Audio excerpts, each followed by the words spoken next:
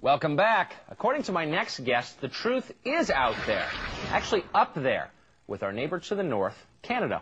A former Canadian government official is warning we may be on the verge of intergalactic war, saying, quote, the Bush administration has finally agreed to let the military build a forward base on the moon, which will put them in a better position to keep track of the comings and goings of visitors from space, and to shoot at them if they so decide, end quote. Paul Hellyer is a former Minister of Defense and Deputy Prime Minister of the country of Canada. He joins us now from Toronto. Mr. Hellyer, thanks a lot for coming on. Not at all. It's a pleasure. Now, you were the Minister of Defense of Canada when you occupied that position, I believe, under Prime Minister Lester Pearson. Did you come across any classified information that suggested UFOs were real? No, not really. We got regular reports that showed that some of them were, in fact, unidentified. Some of the sightings could not be explained as natural phenomenon, but nothing more than that. Well, as you know, there's been this debate for years over whether or not they are real. Most people don't think they are real, or most people at least are hesitant to say they believe they're real in public. What convinced you that they do in fact exist? Well, for the last 2 or 3 years, I've been looking at the evidence and assessing it much as, I guess, a judge would, and trying to determine who was telling the truth and who wasn't.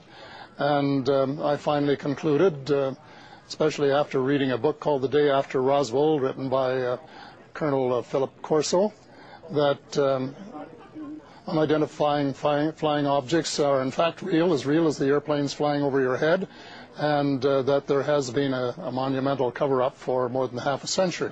This is after, you know, looking at a lot of evidence and trying to discern who was telling the truth and who wasn't. And I have concluded unequivocally that the people who claim that they have either seen UFOs or have seen classified documents about UFOs or have seen wreckage from the crash at Roswell on or about July the 4th of 1947 are the ones who are telling the truth. And consequently, I'm basing my my policy considerations on that. Where did you come across this information that the Bush administration is building a forward base on the moon? And why would they do that? And why would they keep it from the public? Well, to answer your second question first, I don't know. That is the reason I'm raising the question. Right. Well, how do you that's an awfully specific claim. I haven't read it in the New York Times. Doesn't mean it's not true. Doesn't mean you're wrong. But I'm interested to know why you think that. Well, because this was forecast in Colonel Corso's book. They were wanting to build a base on the moon as far back as 1964. And General Arthur Trudeau, same name as one of my bosses, was very determined to build a forward base on the moon and prepared all of the specifications necessary for it and the blueprints and so on. Well, what is it?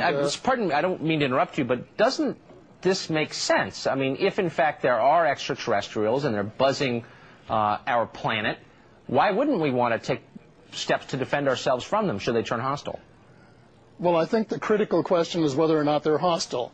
You see, when the crash first occurred, General Nathan Twining in Roswell later became after that crash occurred, he declared that they were enemy alien.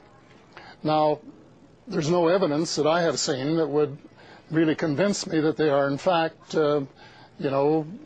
enemy.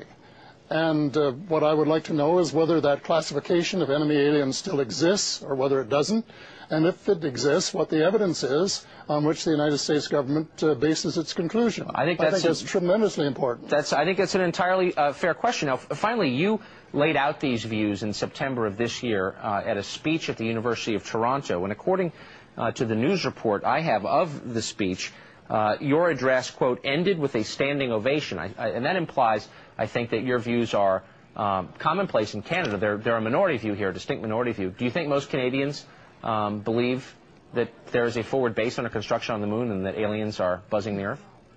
No, absolutely not. Most of them are skeptics. Most of them haven't spent much time researching the subject, and so I think the average here would be very similar to the average American.